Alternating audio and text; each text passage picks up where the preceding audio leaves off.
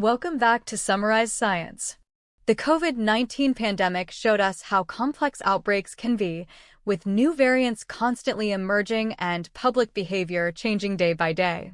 A recent research paper tackles this complexity by creating a mathematical model for a fascinating question: what happens when two competing viruses spread through a population at the same time?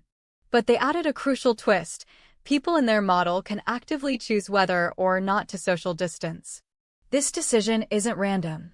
It's based on a trade-off between the cost of isolating and the perceived risk of getting sick from either virus. This creates a dynamic feedback loop. The spread of the viruses influences our behavior, and our behavior, in turn, influences how the viruses spread.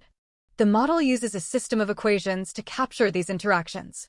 It accounts for factors like how infectious each virus is, the cost of social distancing, and how much risk people associate with each strain. For example, they realistically assume one virus might be perceived by the public as more severe than the other. By analyzing their model, the researchers identified several possible long-term outcomes, or what they call equilibria. One outcome is a disease-free state where both viruses are successfully wiped out. Another is a unilateral state where one virus wins the competition and becomes endemic, while the other completely disappears. But what about a scenario where both viruses manage to survive together? The model revealed a surprising and incredibly strict condition for this to happen. Both viruses can only coexist in the long run if their reproduction numbers are perfectly equal.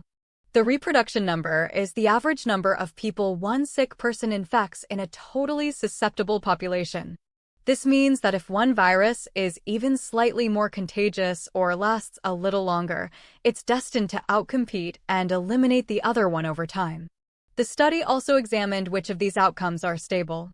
Interestingly, a situation where the viruses are gone but everyone continues to social distance is always unstable. This makes intuitive sense. If there's no threat, people won't keep paying the economic and social costs of isolating themselves. The researchers then ran simulations to see these outcomes in action. This graph shows a simulation where, under the right conditions, both viruses eventually die out. This second simulation shows a clear winner. Virus 1 establishes itself in the population, driving virus 2 to extinction.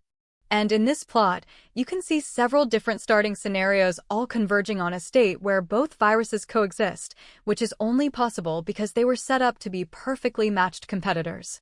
So let's recap the important points from this study. First, our collective behavior, like social distancing, creates a powerful feedback loop that can dramatically change the course of an epidemic.